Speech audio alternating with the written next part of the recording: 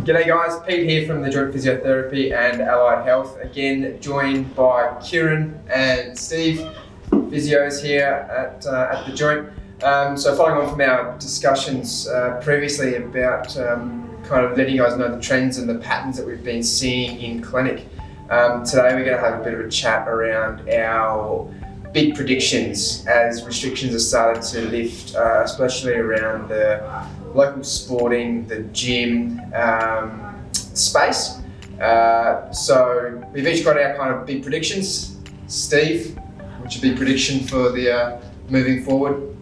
So with the athletes, obviously we're going to have most of them, I would assume, will be continuing some sort of training in their kind of mini off-season or pre-season that they have been having now, but returning back to sport, the one thing that I guess it's very hard to keep on doing at home by yourself is skill-based stuff. So I'm expecting a lot of those kind of more like skill-related, like just the quickness of your thinking-related injuries. So things where, you know, you're now having to react to someone else doing something. So ankles, you know, rolled ankles, knees, possibly like things twisting, falling kind of injuries. Mostly, and maybe when some sports get back to contact, if it gets to that, then like positioning faults, bringing on other kind of shoulder contact related issues, just because they haven't been able to practice that exact skill or also kind of do enough volume of that type of work for those tissues to be up and adapted to that already.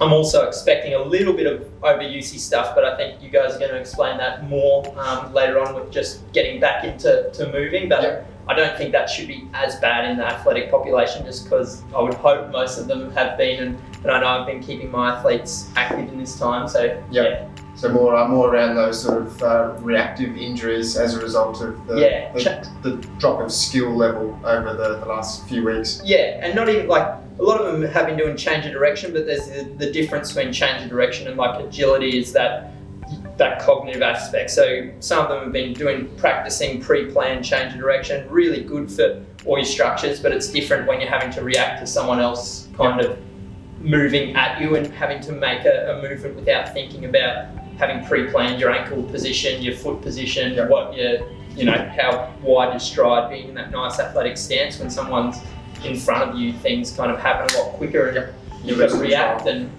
so that's something that usually would build up over a pre-season. That stuff doesn't come in for a while, whereas I think that stuff will be having to come in a little bit earlier in this kind of mini pre-season when people get back. So good stuff, something to watch out for. How long would you like someone to be kind of training prior to? It would be nice. We usually do like 4-6 week kind of blocks of like a preparatory where they're not doing a hell of a lot of real high speed reactive type of stuff. So after that kind of 4 to 6 weeks, but I think realistically most people are going to be attempting to be playing kind of 6 weeks. So it's not going to give us that what we would really like. So I think it's going to almost be having to be introduced at very low volumes and intensities in like little games of, say, walking touch or something, almost from, or if you're not allowed to touch, walking shadow touch or walking social distance touch or something from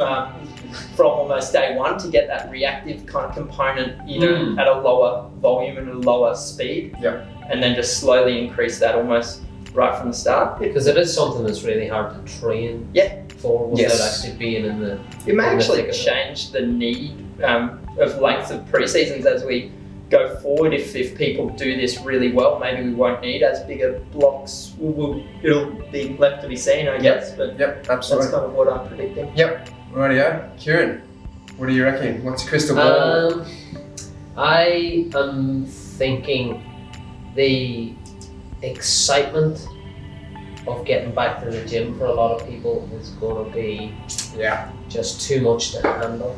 Kid in a candy store. That's it. They're going to see all the weights, they're going to see heavy dumbbells, and they're going to jump in and just continue like they haven't been away. Or try and make up for lost ground, which is scarier.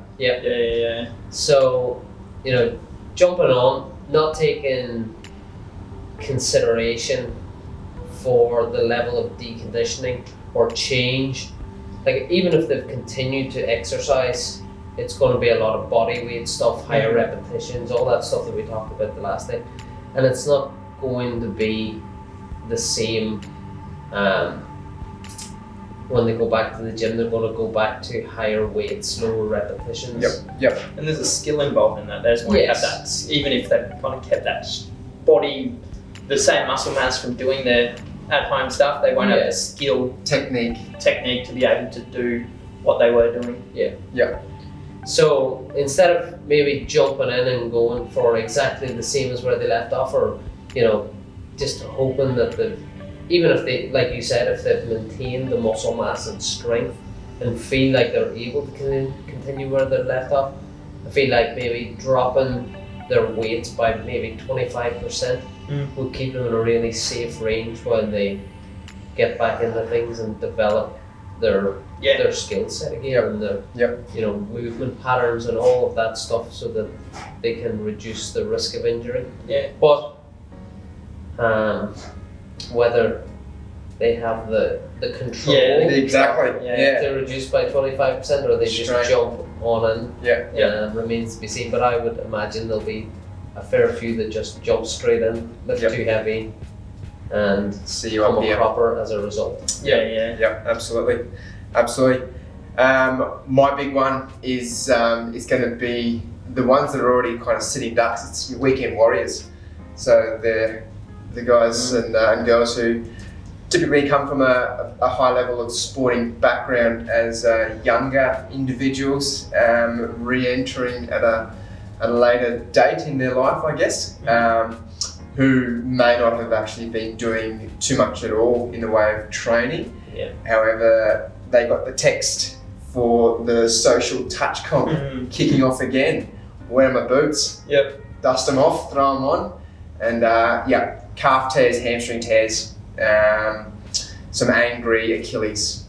So that sort of wake up in the morning and sort of stumbling out of bed for those first few steps are my predictions.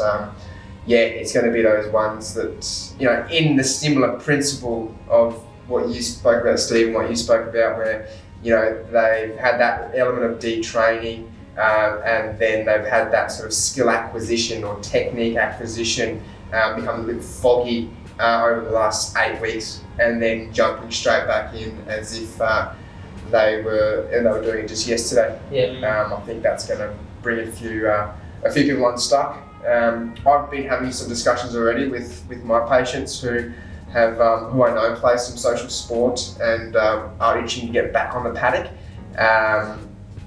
So that's definitely something to keep in mind for those, those weekend sports folk, or even sort of the social comp stuff, is taking consideration, starting now to maybe look at doing some change of direction, some acceleration, some deceleration, some ball work skills, some throwing, some racket skill, depending on what the sport might be. Getting used to actually wearing your boots again, if you're wearing boots, or you sort of shoes that you play in again, and not sort of going straight from what you have been wearing or not wearing, and then throwing straight into your boots. So just that gradual exposure over the next what have we got, sort of 4 or 5 weeks as predicted with the restrictions, would be my take-home message to prevent ending up in here with a very sore calf or hamstring or Achilles tendon. So it's that start low volumes of things, especially the higher intensity things. Start that low volume, and they've got the memory. Like they've been doing this for several years. It's not like it's exactly. So it's not like we're saying you need to start from scratch. And a lot of these individuals will get away with, like I said, a 4 or 6 week block of reintroduction, and that's kind of all they need. But things they need to start now. Yes. So I think that's the big take-home message: is don't wait for. Don't start the day before. Don't wait for the coach or the gym to message and tell you you're good to go. Start now. Otherwise, we'll see you in here. Unfortunately, that's what we don't want. That's what we're doing in these videos: is to keep everyone on the paddock, in the gyms, on the court, and out of pain and doing what they enjoy to do. So you got it, guys. There are our 3 big predictions. If you kind of fall into any of these categories, or you want any help or assistance getting through the next phase, let us know up here at the Joint Physiotherapy and Allied Health. Till next time.